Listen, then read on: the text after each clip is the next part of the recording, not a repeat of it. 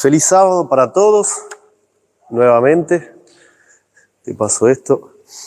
El tema que vamos a tocar ahora es una continuación exacta de la historia que hoy estuvo contando Leandro del movimiento adventista allá por los años 1880. Leandro empezó un par de años antes del 88 y dejó justo en la parte donde estábamos llegando a ese famoso congreso de Minneapolis. Yo sé que estos dos temas quizá de toda la semana son los más pesados porque no hay como para opinar, ¿no? Es escuchar a alguien que empieza a tirar datos, pero es importante conocer, ¿no es cierto? Porque así como la Biblia también está llena de historias, nosotros creemos que Dios levantó un pueblo, que era el pueblo de Israel, y tenemos un montón de historias, algunas de victorias, muchas de fracasos, y eso nos ayuda a nosotros para no repetir.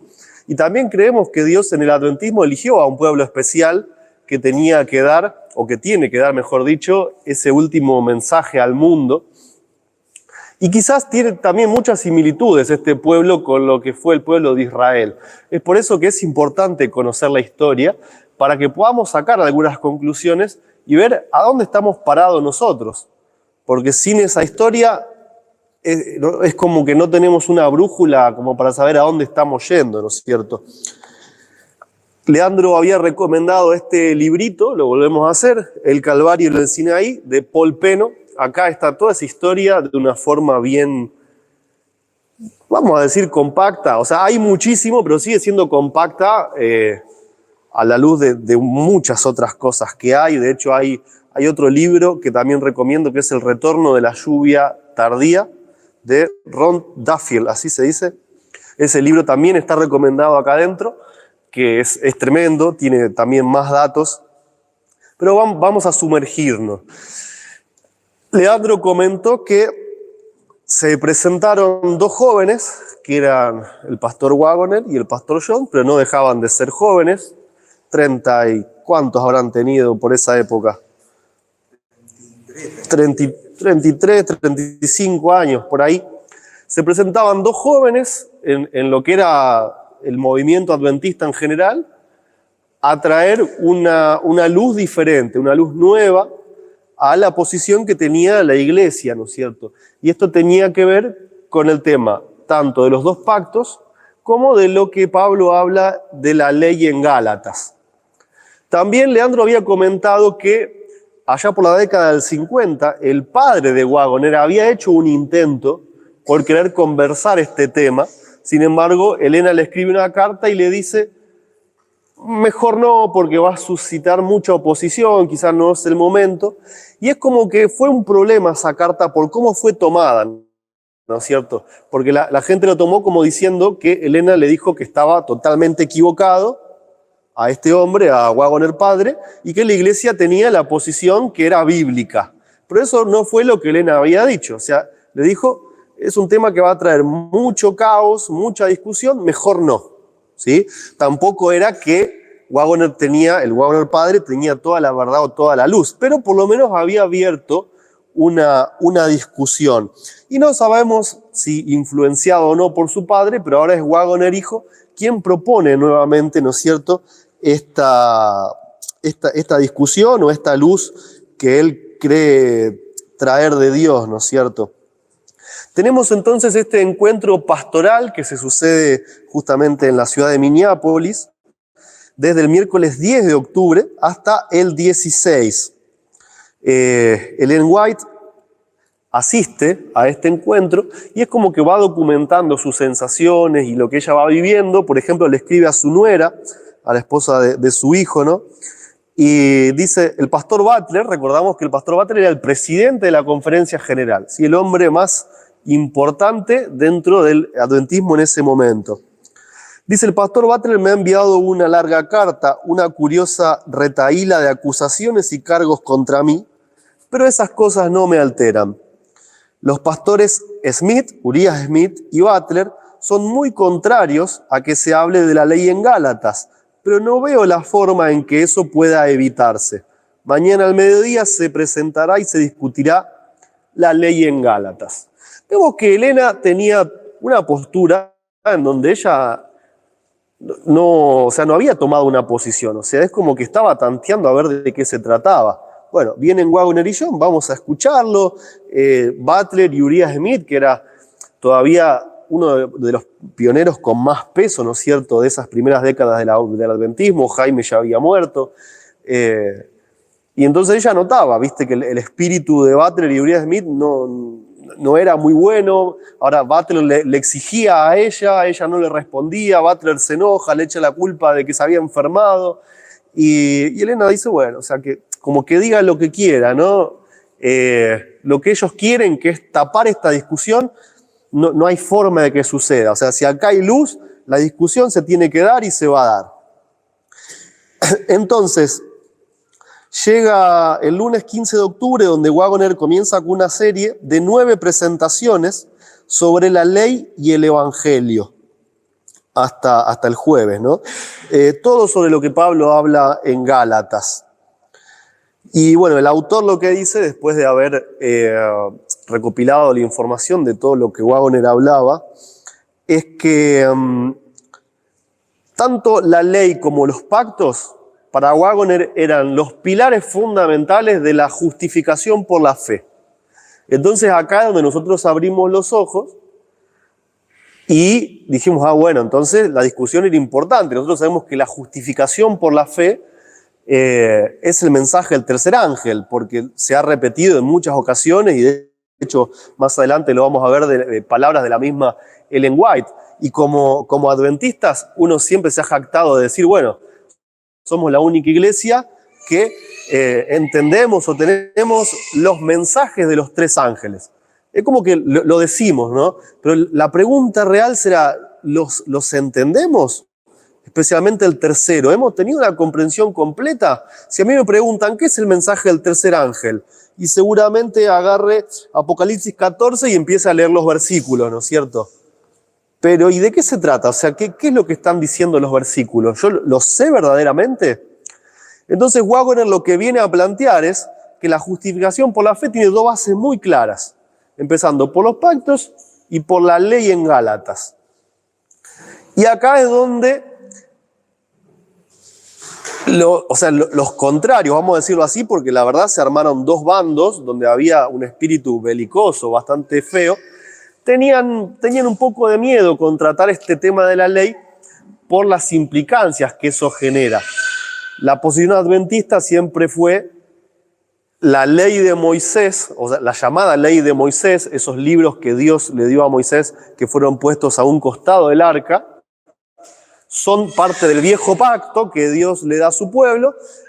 Son, como dice Pablo, ¿no?, esa ley o ese ayo que te lleva a Cristo. Entonces, una vez que viene Cristo, todo queda abolido.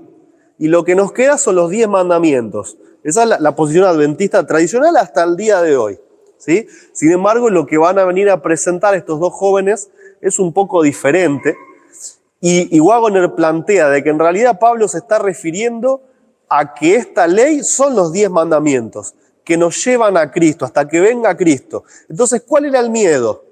Bueno, pero si la ley es hasta que nos lleva a Cristo, entonces los 10 mandamientos están abolidos. Y nosotros somos la iglesia del sábado. O sea, esas eran las conclusiones apresuradas que ellos sacaban, ¿sí? No significa que el tema nos lleve a eso. Y de hecho hay una cuestión que mencionaba Leandro, que es muy lógica, ¿no? Que el mundo evangélico quizás entiende mejor que el adventismo este tema. Porque si la ley de Gálatas es toda la ley y llega hasta Cristo, toda la ley queda abolida, incluso los 10 mandamientos. Acá hay un dicho, ¿no?, que dice, si la vas a hacer, hacela bien. O sea, si está abolida toda. Pero el adventismo dijo, bueno, no, esta parte no nos gusta, esta sí, entonces esta la tomamos. O sea, es como que vamos a seleccionar qué está abolido y qué no. ¿Sí? O sea, la ley de Moisés está toda abolida, pero no comemos cerdo. Pero damos el diezmo. ¿Nunca se preguntaron por qué? O sea, ¿por qué algunas leyes sí, por qué otras no? ¿Qué es moral y qué es ceremonial? Claro, entonces es como que hay una confusión en esta postura del medio híbrida, postura adventista, que no tiene nadie más en el mundo cristiano. que es rara. Entonces el tema viene a romper con esta postura y por eso el miedo que empiezan a tener los actores que están al mando, vamos a decir así, de los cargos jerárquicos en la iglesia, ¿no es cierto? Waggoner dice el 19 de octubre, ¿sí? En una de sus exposiciones, habla sobre Gálatas 3:17, y dice: esto pues digo, el pacto previamente ratificado por Dios para con Cristo, la ley que vino 430 años después, no lo abroga para invalidar la promesa. Entonces empieza a tirar conceptos sobre la ley, ¿sí? Waggoner dice: la ley no empieza en el Sinaí, o sea, o empieza de una forma diferente y no quita lo que viene de antes, ¿sí? Viene como a romper con ese pensamiento, ¿no? De que a Moisés se le dieron instrucciones que eran solo para el pueblo judío y que llegaban hasta la cruz. Entonces, pero en la Biblia empezamos a encontrar que Abraham ya tenía también parte de estas leyes. Abraham recibe al sacerdote Melquisedec, le daba los diezmos, le da pan, le da vino. O sea, había muchas cosas, ¿no es cierto? O dice: guardó Abraham todos mis estatutos, mis mandamientos, mis leyes, mis ordenanzas. Entonces empezamos a ver como que esas cosas ya estaban, ¿no? Y alrededor de eso empieza a girar tanto la discusión como las conclusiones apresuradas, ¿no es cierto? Dice que, bueno, a continuación comparó el pacto hecho con Abraham con el segundo pacto. Esta implicación era que el pacto eterno era el mismo que la promesa del segundo pacto que Dios hizo con Abraham mediante Cristo. Porque esto de pacto viejo, pacto nuevo, o primer pacto, segundo pacto, nos trae como una confusión, ¿no es cierto? Es como que decir segundo pacto es como que hubiese venido a la existencia después del primero. Pero en realidad el punto central, que esto lo pueden leer en Patriarcas y Profetas en el capítulo de la ley y los pactos, un pacto siempre tiene que ser ratificado con sangre. Entonces, el pacto viejo fue ratificado con sangre en el mismo lugar donde se hizo, que fue en el monte Sinaí. Pero el pacto nuevo, que Waggoner enseña que viene desde siempre, fue ratificado con la sangre de Jesús en la cruz. Entonces se ratifica después, pero sin embargo tenía vigencia desde siempre. Ese es el detalle por el cual se le llama viejo y nuevo, o primero y segundo, pero no es... o por lo menos no explica una cuestión cronológica de que uno era primero y después viene el otro a reemplazarlo, ¿no es cierto? Sigue diciendo, ¿no es cierto? Después Waggoner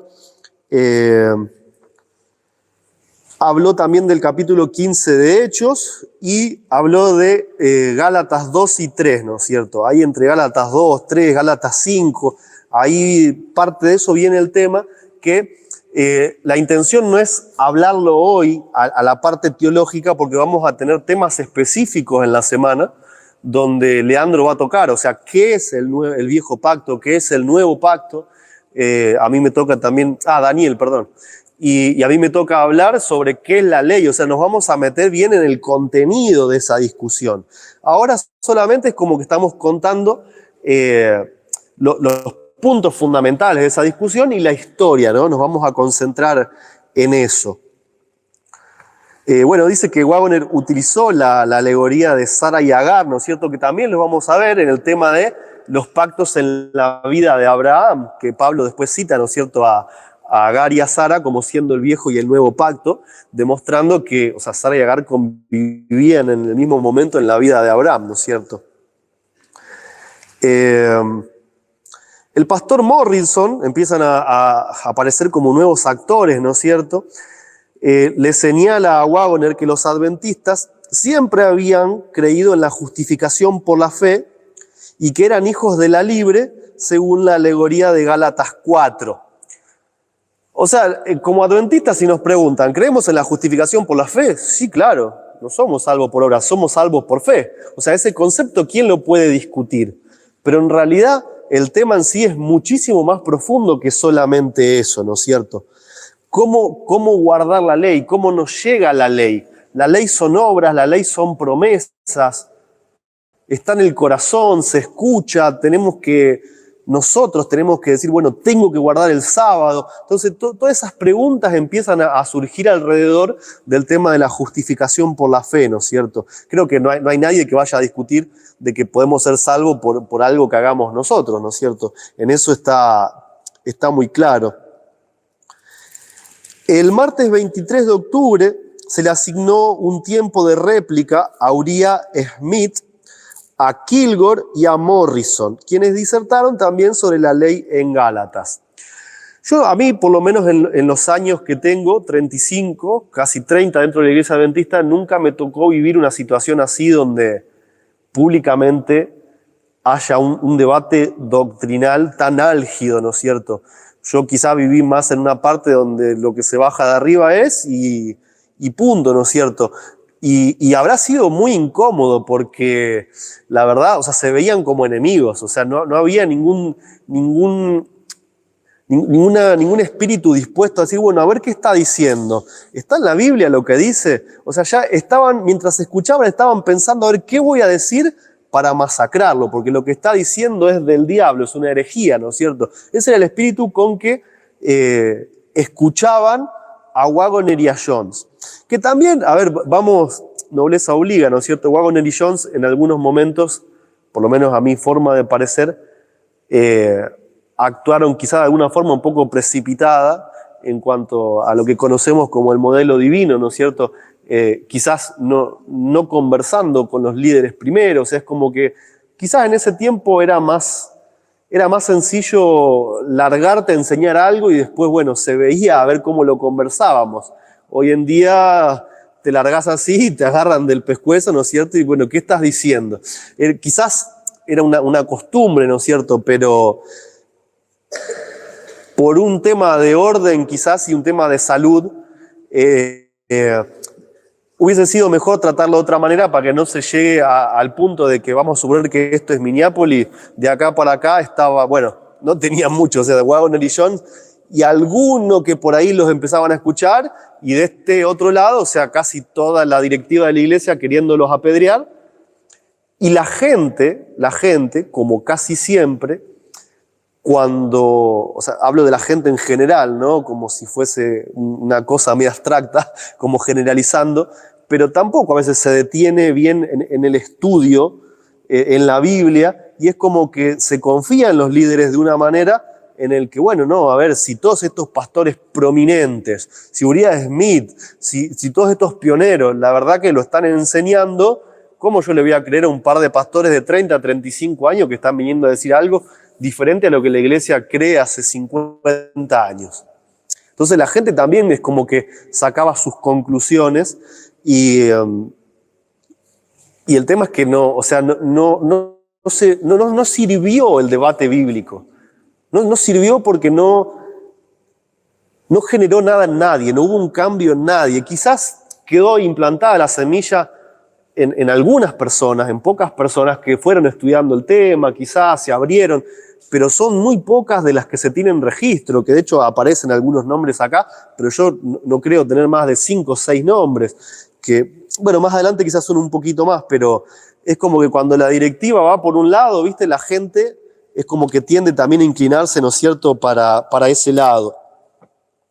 Entonces dijimos que se le da la oportunidad a estos 3 pastores, ¿no?, o hombres prominentes, Uriah Smith, Kilgore y Morrison, y el pastor Kilgore hizo aquel día ciertas declaraciones a las que después Elena de White se referiría en su sermón matinal del 24 de octubre en estos términos.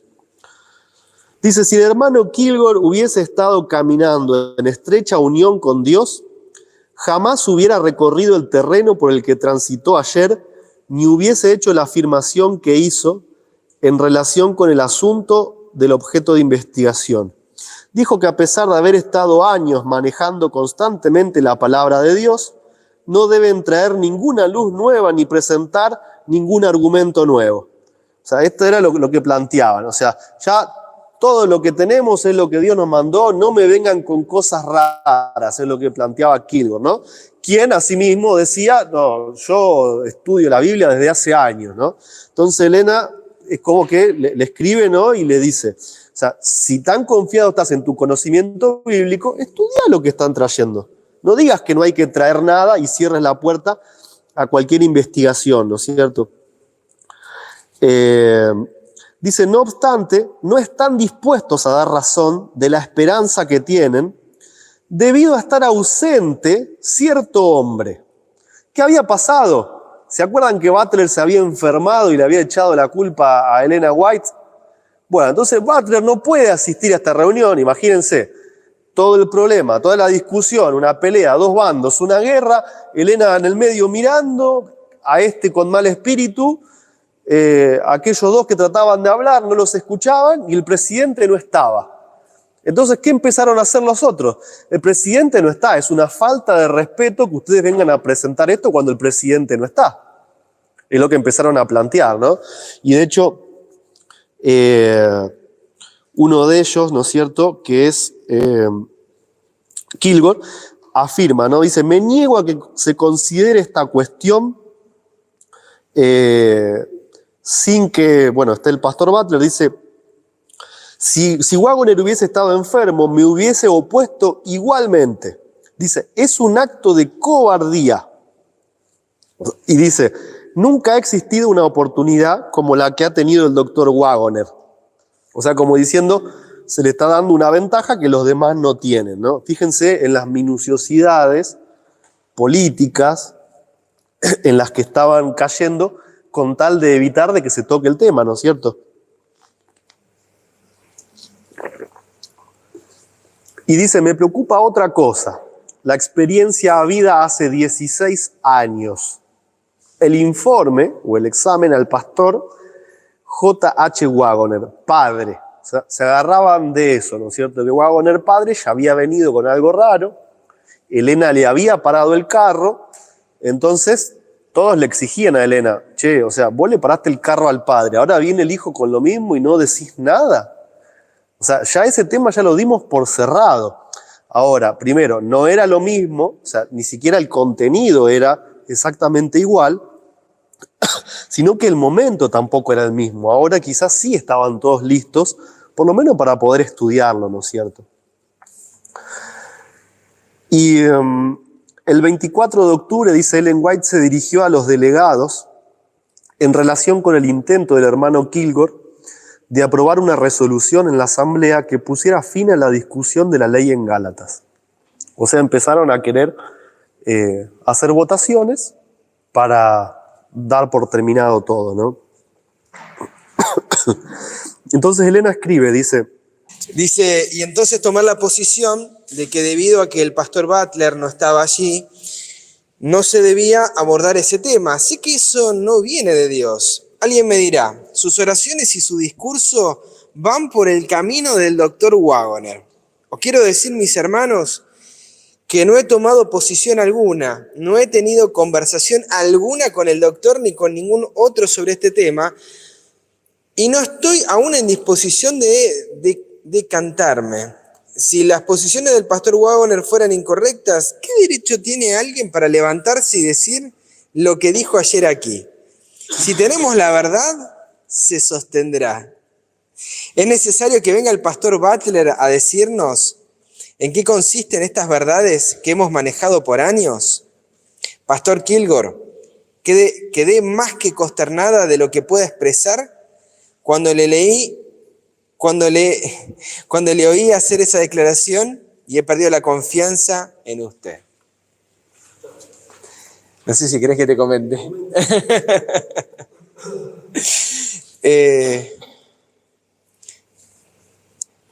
Hay algo que me llama la atención, ¿no? O sea, la sierva de Dios a la que estaban buscando para que dé respuesta es la que los estaba invitando a que estudien la palabra. La sierva de Dios a la que le estaban pidiendo para que discierna y defina es la que los está invitando a ellos y los está colocando en una posición donde lo que define no es los contendientes. Esto no es una guerra entre Butler y Wagoner. Estudien abiertamente la palabra. A ver dónde llega. Veamos lo que dice el Señor de su palabra. No sé, Robert, si te encontrás como para hablar, porque hasta ahí te puedo colaborar. Creo que me recuperé. Tengo la voz al límite. Voy a tratar de ir... Déjame que yo lea y... Más despacio, dale. Bueno, dice que eso revela que hasta ese entonces Elena había sostenido la posición tradicional de Gálatas 3. O sea, el punto es que la luz no vino por ella. O sea, Dios no le reveló a ella el conocimiento doctrinal. Ella estaba como una espectadora y de verdad estaba mirando bastante, primeramente las formas en las que uno presentaban y en las que otros presentaban. Pero en su conocimiento, ella hasta ahora tenía la posición tradicional, ¿no es cierto? Como fue también a lo largo de toda su experiencia, que los pioneros estudiaban y arrancaban por ahí, por la palabra, no iban directo a la... Mira, te voy a pedir que me leas acá una cita. Quédate cerca del micrófono. Donde Elena va a hablar sobre lo que dijo Kilgore. Bueno, dice, cuando llegaron por la mañana a la reunión, me sorprendió oír al pastor Kilgore dar ese tipo de discurso que presentó ante una gran audiencia de creyentes incrédulos. Un discurso que sabía que no podía venir directamente por el Espíritu del Señor.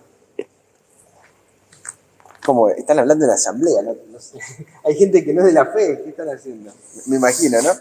Le siguió al pastor Smith, quien había hecho afirmaciones similares antes que el hermano Morrison iniciara su discurso. Todo esto estaba calculado para ganar las simpatías. Y yo sabía que no era según Dios, no era divino, sino humano. Y por primera vez comencé a pensar que al fin y al cabo, quizás no estábamos sosteniendo puntos de vista correctos sobre la ley en Gálatas, ya que la verdad no necesita un espíritu como ese para sostenerse. Tremendo, ¿no? Si bien ella consideraba los argumentos bíblicos, una de las principales cuestiones por la que ella por ahí empezó a decantar para uno de los lados era el espíritu. Estaba pesando los espíritus de cada uno de los que exponían. Había algunos que estaban tratando de presentar la Biblia y otros que lisa y llanamente querían impedirlo. Entonces ella, habrá dicho, acá algo hay. Porque generalmente, ¿quién es el que no quiere que si hay una luz, si hay palabra, llegue la gente? Es el enemigo. Y una oposición así tan cerrada era por lo menos raro, ¿no es cierto? Y vamos a leer ahora justamente lo contrario, el espíritu manifestado por Waggoner. Los que tienen el libro, página 61, ahí también me pueden ir siguiendo a mitad de página, dice, ¿cuál fue el espíritu manifestado por Waggoner en sus presentaciones? Elena de White dijo, insistí en la necesidad de que hubiera un espíritu correcto, que se manifestara un espíritu cristiano tal como el que demostró el pastor E.J. Waggoner en todas las presentaciones de sus puntos de vista. Acá, bueno, en este caso, Waggoner venía con toda la paz, ¿no es cierto? Él venía con la seguridad de que lo que le estaba enseñando era bíblico. Entonces, como que logró abstraerse de todos los ataques, de las críticas. Y mientras a él le dieran la oportunidad de poder hablar, él estaba contento. Después, una vez que la verdad es dada, cada uno iba a tener que ver qué curso de acción seguía, ¿no es cierto? Y seguían con esta cuestión de querer tomar votos, ¿no? Por medio de la política, tratar de cerrar la discusión. Y es lo que ahora dice William White. Sí, el hijo de Elena. Casi existe locura por la ortodoxia.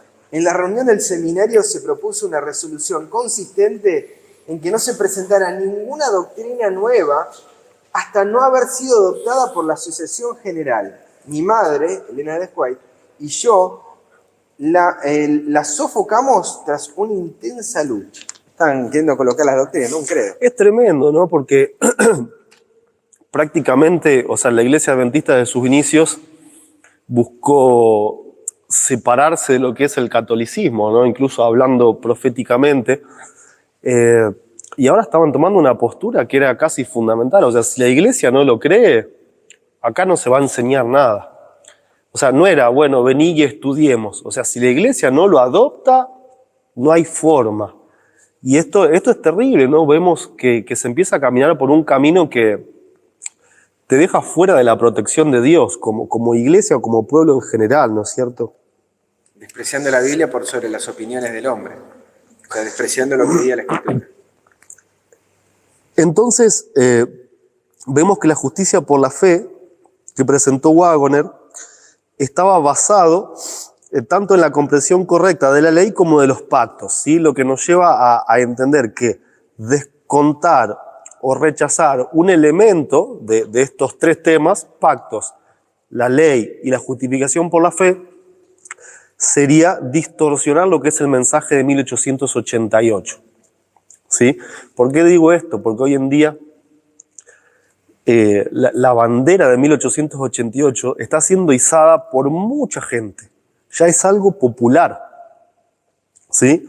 El tema es que no todos llegan a la comprensión correcta porque siempre falta alguno de los temas. O hay gente que solo habla de la justificación por la fe, comparando con lo que es las obras.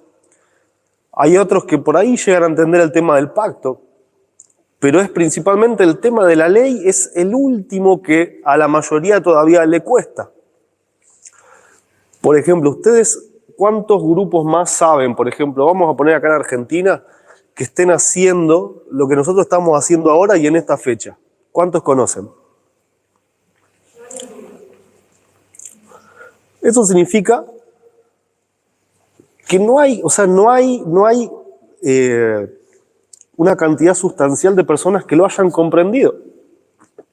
Porque el tema de la ley, o sea, te lleva a entender o que toda la ley está abolida o que toda la ley todavía sigue vigente, excepto los símbolos que nos llevan al Cordero, ¿no es cierto?, el sacrificio y las ofrendas. Y si todo lo demás sigue vigente, ahí es donde nos empezamos a preguntar. Las fiestas, el tema bien de toda la alimentación, animales puros, impuros, diezmos, ofrendas. Y ese era el miedo, ¿no es cierto? Era el miedo que había. Y dice, a ver, quiero ver quién escribe acá. Dice, veo la belleza de la verdad. Bueno, sí. Dice, veo la belleza de la verdad en la presentación de la justicia de Cristo en relación con la ley. Esto dice Elena después. Tal como el doctor la ha presentado ante nosotros, hablando de Waggoner. Exacto. Armoniza perfectamente con la luz que Dios ha tenido a bien darme a lo largo de mis años de mi experiencia. O sea, quizá ella en lo doctrinal tenía un concepto errado, pero en la forma en la que conocía a Dios estaba correcta. Y no nos ha pasado a muchos de nosotros, por ejemplo, hablando del tema de la divinidad. Quizás yo tuve una doctrina, que era la doctrina trinitaria durante toda la vida, pero yo cuando me ponía a orar, yo decía, o sea, Padre nuestro que estás en los cielos. Y yo, o sea, creía, por ejemplo, Juan 3:16, o sea, que envió a su Hijo unigénito al mundo. O sea, había un correcto conocimiento de Dios en lo práctico, porque es lo que la Biblia me daba, pero después cuando yo iba a definir mi doctrina, repetía conceptos que no eran los que en realidad yo estaba comprendiendo del Dios al cual conocía. Quizá a muchos de ustedes les ha pasado lo mismo, ¿no? Y en este caso es lo que le pasaba a Elena con estos. Ella tenía una correcta comprensión de la justificación por la fe, aunque quizás en los temas doctrinales, tanto de la ley como de los pactos, había ido con todo el grueso del adventismo, ¿no es cierto? Que, a ver, esto no es una crítica ni es un juicio. En esos primeros 50 años del adventismo hubo muchísimas correcciones y no es ni para humillarse, justamente todo lo contrario, es rescatar ese espíritu de estudio y seguir avanzando en la verdad, y si hay algo que no va y el Señor lo está mostrando, lo corregimos, ¿no es cierto? Pero ahora parece que la iglesia en general había perdido un poco ese espíritu, ¿no? Entonces termina Minneapolis, termina 1888, sin más que eso, sin más de lo que pasó. Peleas, luchas, política, nadie se llevó nada, no hubo una conclusión, no hubo un verdadero debate. cuando era presentada la palabra del otro lado, se trataba de impedir, se trataba de negar, se tiraban acusaciones del pasado, que a vos te enseñó tu papá, que es lo mismo. Entonces pasa el tiempo, sigue, la cuestión siempre estuvo ahí, siempre siguió ahí, pero bueno, cada uno por su lado, enseñando lo que quería. Llega el 90, 1890, y se va a repetir una nueva junta pastoral, ¿no es cierto? Pero antes de eso, hubo una lección de escuela sabática sobre la carta a los hebreos, y que fue una nueva oportunidad para educar a la membresía de la iglesia con respecto a lo que ya se había charlado o se había comenzado a charlar allá en Minneapolis, ¿no es cierto? En el 90. Se publicaron entre el 5 de octubre del 89 y el 21 de junio del 90. O sea, abarca final del 89 hacia el 90. El papá de Waggoner había empezado a escribir las lecciones, pero fallece. Poco después de haber comenzado, muere. Entonces la tarea ahora le es delegada a Waggoner hijo, ¿no es cierto? Y vos habías hecho mención a esta lección de escuela sabática y... Está bien, pero habías hecho una pregunta que me quedó grabada, ¿no? Dijiste, me imagino cómo Uriah Smith y cómo Butler hubiesen abordado esta lección, ¿no? Y acá también la pregunta es la misma, porque se supone que toda la cúpula de la dirigencia estaba en contra del tema y ahora se presentaba una lección que tocaba el tema. Y fíjense cómo van a reaccionar diferentes personajes. Por ejemplo, Uriah Smith. Después de un mes de que había empezado esa lección, Smith publica en la Review and Herald una renuncia hacia lo que eran esas lecciones, o sea, se despega. Dice, respecto a las muchas preguntas que nos están escribiendo en relación con la nueva deriva teológica en las lecciones de escuela sabática, la Biblia es nuestra única regla de fe. No hay que suponer necesariamente que la Review apoye todo lo que esas lecciones puedan contener. No solo es el privilegio, sino la obligación de todos los que detecten que estas lecciones están en desacuerdo con las Escrituras, rechazarlas sin escrúpulos y sin reservas. O sea, el tipo no quiso llegar a estudiar. O sea, eran 5 o 6 meses, estudió el primer mes y él publicó, usando una de las revistas más importantes de la iglesia, publicó que eso estaba todo mal, que él renunciaba y los animaba a todos los que quisieran hacer lo mismo, que lo hagan. Y aparece otro actor que se llama Dan Jones, que era el secretario de la Conferencia General, que dice lo siguiente, ¿no? Dice, acaban de llegar las lecciones de escuela sabática y hay en ellas mucho de lo que no puedo apoyar acerca del tema del pacto. Así es que dimití como maestro de escuela sabática y dejé de asistir por 2 semanas. Caprichoso, así poquito, ¿no es cierto? Así van a hablar de lo que yo no quiero, yo renuncio y no voy a la iglesia. Así era el espíritu que seguían manifestando los que se oponían a este mensaje, ¿no es cierto? Bueno, mientras que en el 88 la asamblea había estado centrada más en la ley en Gálatas, ahora en el 90 se tocan más el tema de los pactos.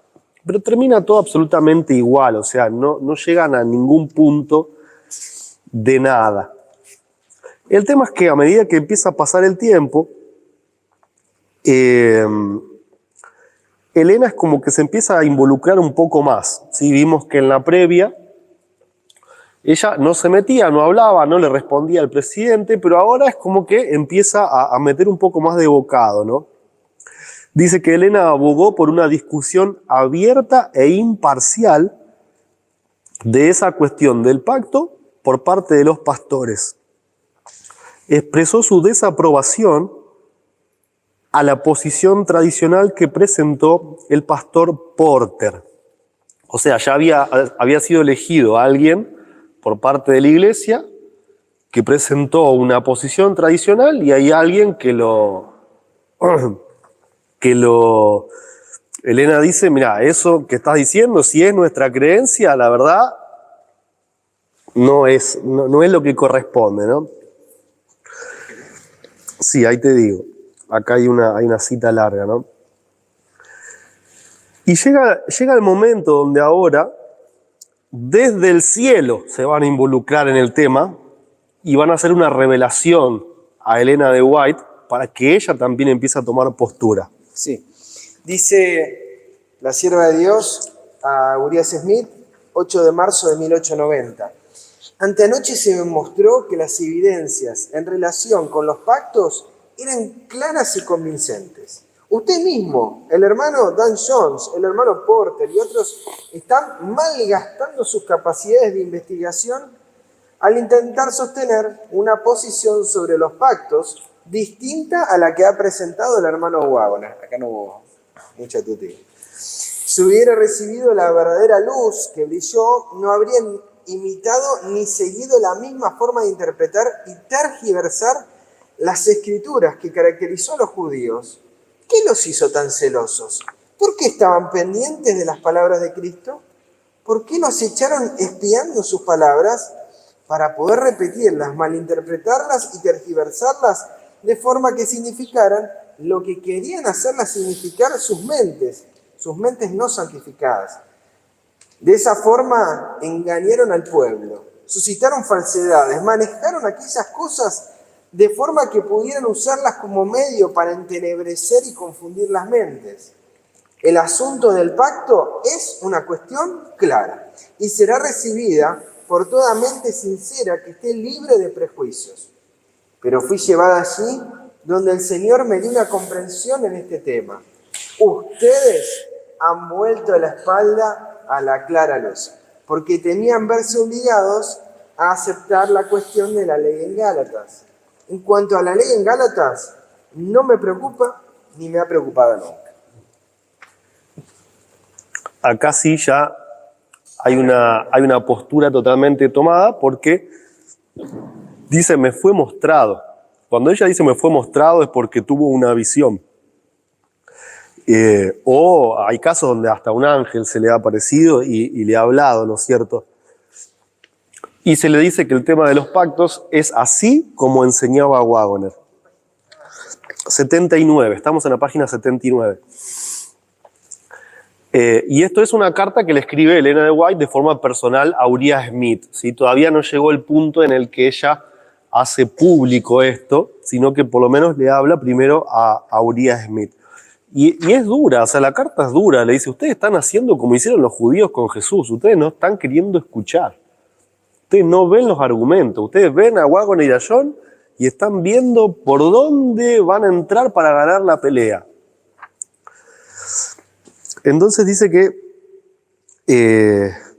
Elena advierte a Uriah Smith y le dice, si rechaza un rayo de luz por temor a tener que aceptar posiciones que no está dispuesto a recibir, esa luz se convierte para usted en tinieblas, de forma que si está en el error, sostendrá sinceramente que es la verdad.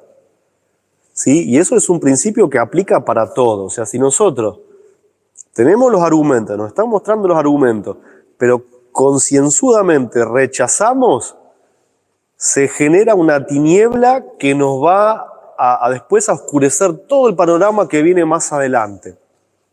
¿Sí? Y el punto sigue siendo el mismo, el miedo que ellos tenían a cambiar su posición en cuanto a la ley, ¿no es cierto? El miedo que le tenían a las fiestas. O sea, lo podemos decir así, claro, ¿no? Hay otras cosas, pero obviamente lo principal es esto, ¿no es cierto? Le tenían alergia a las fiestas.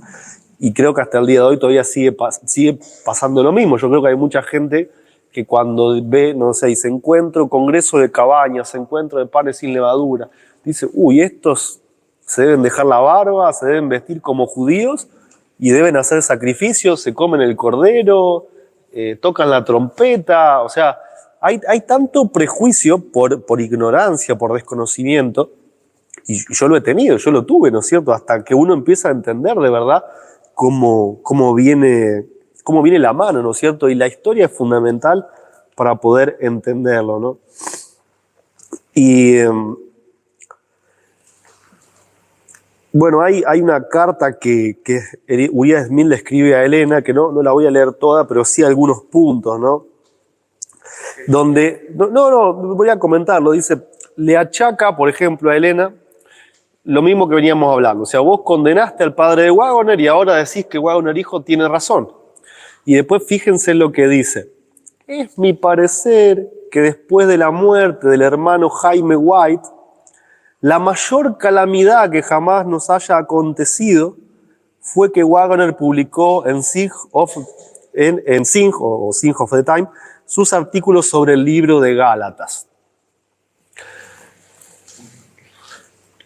¿Qué le está diciendo? La mayor calamidad es que haya muerto Jaime. ¿Por qué? Y porque Jaime te tenía cortita.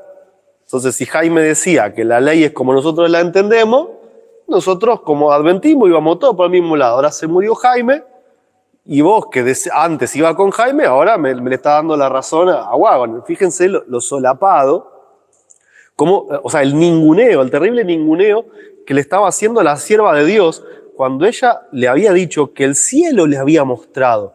O sea, fíjense la gravedad, o sea, lo terrible de lo que el tipo está diciendo.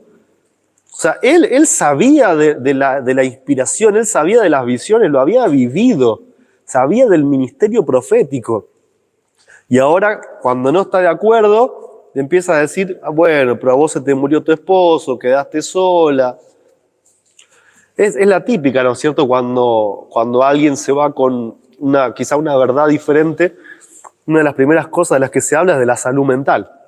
Eso lo van a vivir en carne propia.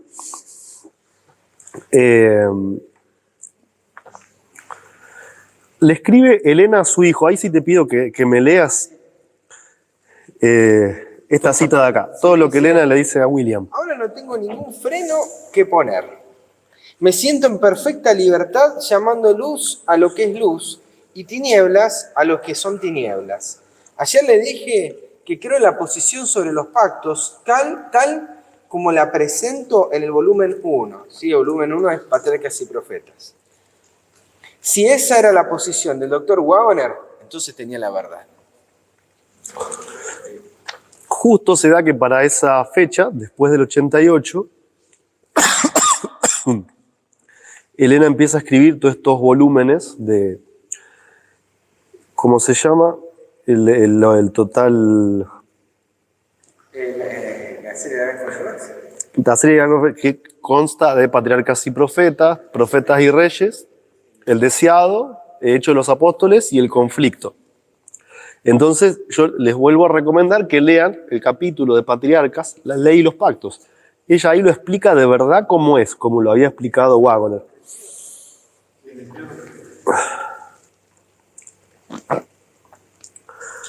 Seguimos un poquito avanzando en la historia, ya casi queda poquito, ¿no es cierto? Bueno, Elena en esta reunión donde ella hace público, ¿se acuerdan de este pastor Dan Jones, que era el secretario?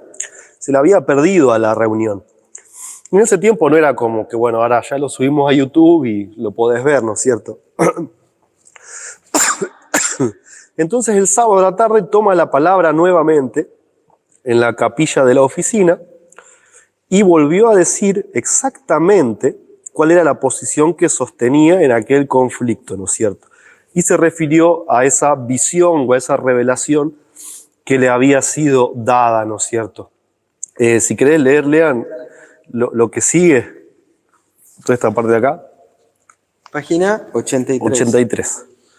Dice, la luz que vino anteanoche expuso una vez más claramente ante mí la influencia que he estado obrando y a dónde conduciría. Estáis recorriendo precisamente el mismo camino por el que anduvieron en los días de Cristo.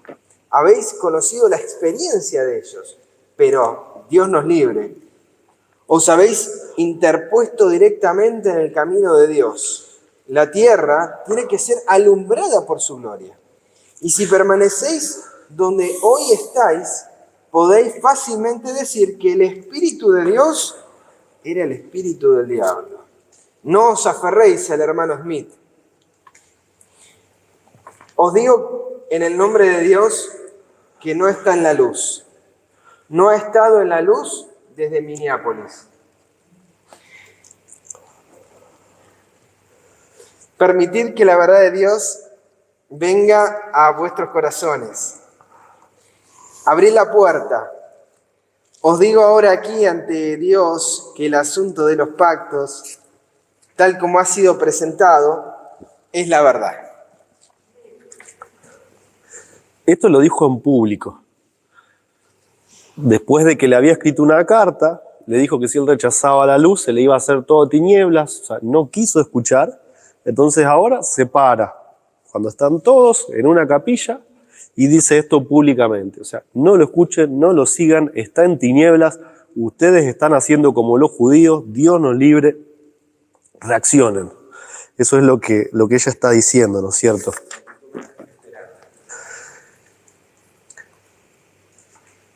Y bueno, se dan bastantes, voy a pasar por encima estos detalles, ¿no es cierto?, sin leer tanto. Se dice, por ejemplo, tanto de Dan Jones como de Uriah Smith, es que empezaron a dudar de los testimonios. Cuando los testimonios, el peligro, ¿no? Cuando los testimonios dicen cosas que a nosotros no nos gustan, porque tenemos que reformar ya sea nuestra vida o nuestras creencias, es muy típico que, bueno, pero algunas veces puede estar inspirada, otras no. La Biblia y solo la Biblia. Que no está mal, pero la frase usada así como es usada, ¿no es cierto?, para desprestigiar los testimonios, es algo muy, muy grave, ¿no es cierto? Lo que sucede más tarde, 2 años después, en 1892, es que a Elena le dan un boleto para que se vaya directamente a Australia, y Wagoner a Inglaterra, el mismo año. O sea, 2 años después, le dice, bueno, nosotros, la conferencia general, te estamos pidiendo por favor que sos la persona más ubicada, vas a ir a abrir obra en Australia. Es el llamado que Dios te está haciendo. Y Elena dice claramente, con la edad que tengo y con el exceso de trabajo, no es la voluntad de Dios que yo vaya a Australia, pero si ustedes me están diciendo que yo tengo que ir, voy a ir. A Wagoner también se lo sacan de encima y lo mandan a Inglaterra.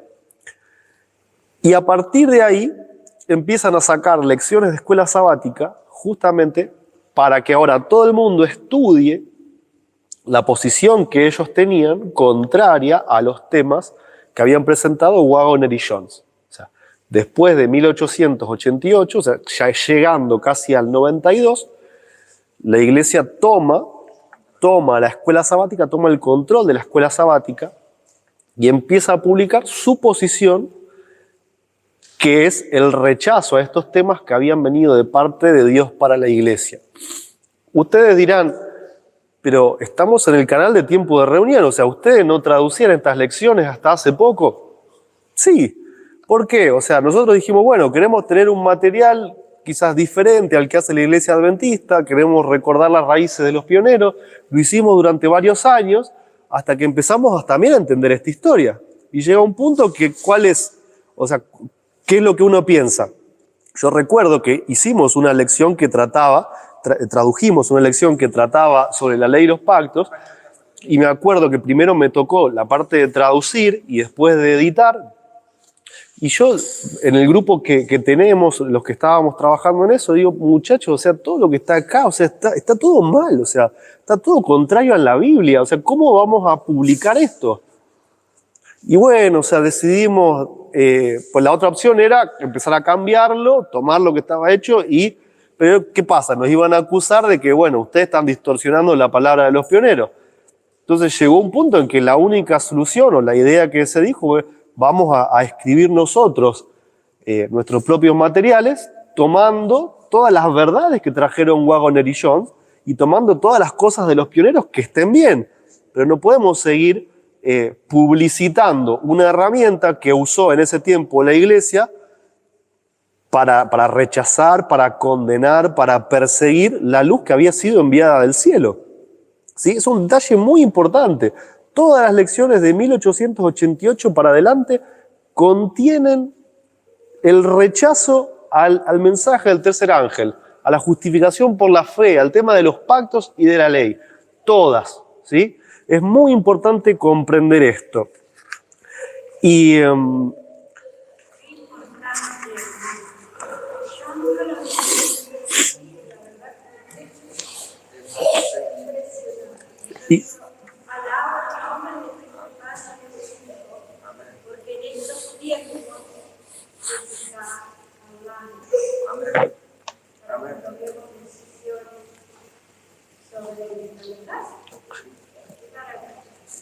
quiero terminar con dos citas que son palabras de Elena White sobre lo que ella sintió que sucedió en todo este tiempo, ¿no? 1888, 1890. Dice en la página 99, se resistió la luz que tenía que alumbrar toda la tierra con su gloria.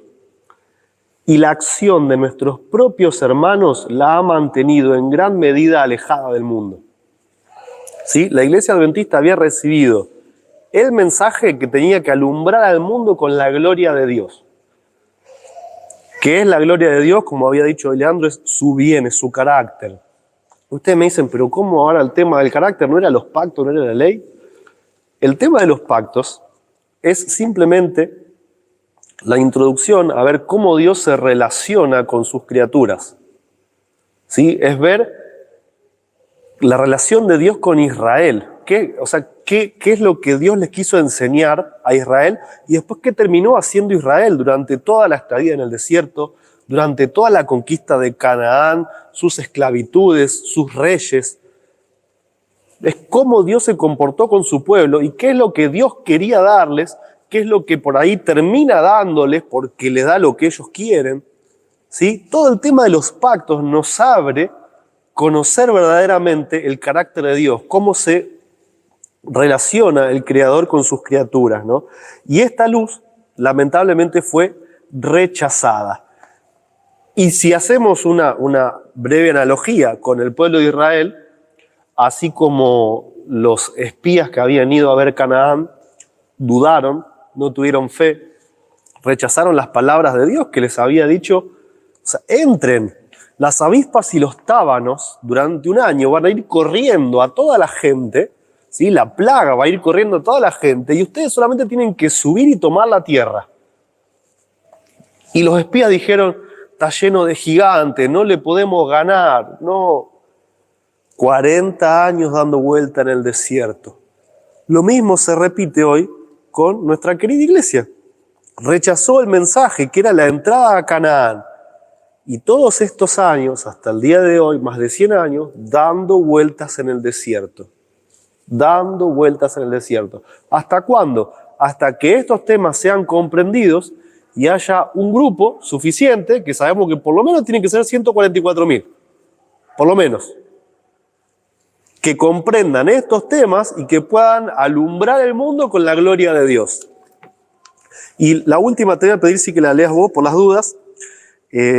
Página 102, esta seguramente la habrán escuchado, y vamos a terminar con esto. Dice, en su gran misericordia, el Señor envió un preciosísimo mensaje a su pueblo por medio de los pastores Waggoner y Jones. Este mensaje tenía que presentar en forma más destacada ante el mundo al sublime Salvador, el sacrificio por los pecados del mundo entero. Presentaba la justificación por la fe en el garante. Invitaba a la gente a recibir la justicia de Cristo, que se manifestaba en la obediencia a todos los mandamientos de Dios. Es el mensaje del tercer ángel, que ha de ser proclamado en alta voz y acompañado por el abundante derramamiento de su espíritu. El exaltado Salvador ha de aparecer en su obra eficaz como el Cordero inmolado, sentado en el trono, para dispensar las inapreciables bendiciones del pacto. Una vez que conocemos la historia, o sea, hay una decisión para tomar. Conocemos cuáles son los temas fundamentales. O sea, apenas los hemos descrito, pero por lo menos sabemos cuáles son. La justificación por la fe, con dos pilares fundamentales que son los pactos y la ley. La decisión que hay que tomar y la invitación que nosotros les hacemos es que se queden esta semana, porque vamos a tocar todos esos temas. Vamos a tocar exactamente lo que han enseñado en ese tiempo de parte de Dios, John C. Wagoner, que Elena después avaló porque el cielo así se lo dijo, en cuanto a los pactos, en cuanto a la ley, en cuanto a la justificación por la fe, para introducirnos también en el carácter de Dios y que podamos hacer esa obra, ¿sí? Que Dios haga en nosotros primeramente esa obra y que como resultado nuestras acciones sean poder alumbrar al mundo con estos temas, con estas verdades que son las que el mundo necesita para que el Espíritu sea derramado y Cristo venga. ¿Sí? Porque no va a suceder la venida de Cristo hasta que no suceda lo anterior, hasta que todo el mundo tenga el conocimiento de quién es Dios, de cómo es Dios, qué quiere hacer en nosotros y que finalmente lo pueda hacer. ¿Sí? Antes de eso no va a pasar nada. Todos tienen que tener su chance de oírlo. Y la palabra dice que si nosotros no lo hacemos, las piedras lo van a hablar. Entonces ahí está la decisión. Yo quiero que por mí hable una piedra o quiero ser yo el que como en ese tiempo, o sea, fueron dos jóvenes como John C. Wagoner enfrentando a mucha gente de peso y conocimiento, pero con la seguridad de que estaban hablando con la palabra. Y eso es lo otro importante, es no simplemente repetir, bueno, lo dijeron John C. Wagoner, Elena también lo dijo. O sea, nosotros tenemos que tomar esos temas y hacerlos carne. Cuando yo me siente con alguien, poder explicar cuál es el pacto eterno de Dios. ¿Por qué viejo pacto? ¿Por qué nuevo pacto? ¿Qué es lo que Dios quiere hacer en mí? ¿Cuál es la ley? O sea, ¿qué es la ley de Dios? La ley es el carácter de Dios. O sea, Dios entonces se comportó de una forma y parte de su carácter ahora está abolido. O sea, ¿cómo es? O sea, nosotros tenemos que poder llevar esa luz a la gente, porque esa luz es el alimento espiritual necesario para la salvación de cada alma.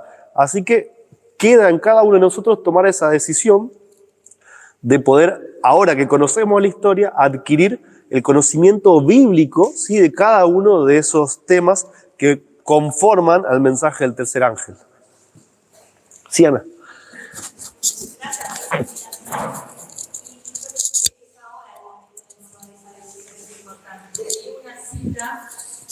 El régimen alimenticio, donde la lección dice que es ahora el momento de tomar decisiones, es ahora el momento de hacer cambios, que todavía estamos en el tiempo de gracia. Y cuando nosotros vemos esa invitación me vino a la memoria esa cita que leí. No me acuerdo la página, pero lo leí la semana pasada.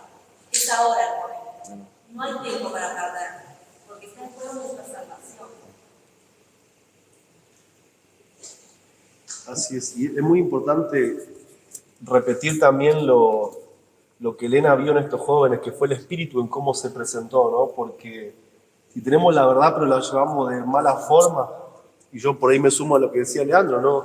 Uno quizás tenía un pasado donde quizás pensaba de otra forma, ¿no? Que era a la fuerza, que era de prepo, que era atropellando, y eso al final te termina cerrando puertas, ¿no? Pero ¿qué es lo que la sierva de Dios vio en estos jóvenes cuando estuvieron bien encaminados?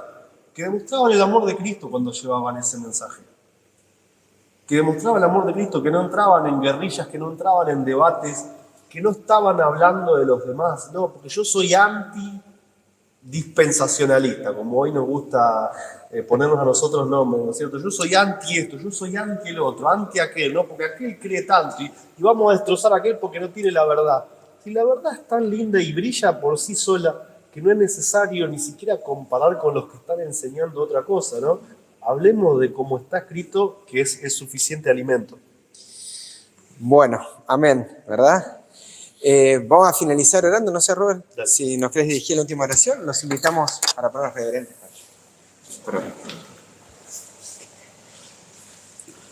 Amoroso Padre Celestial, Mil gracias, Padre, 1.000.000 de gracias, o no nos alcanza para decir gracias por todo lo que nos das, por el privilegio también de estar en este momento de la historia. Sabemos que Gracias.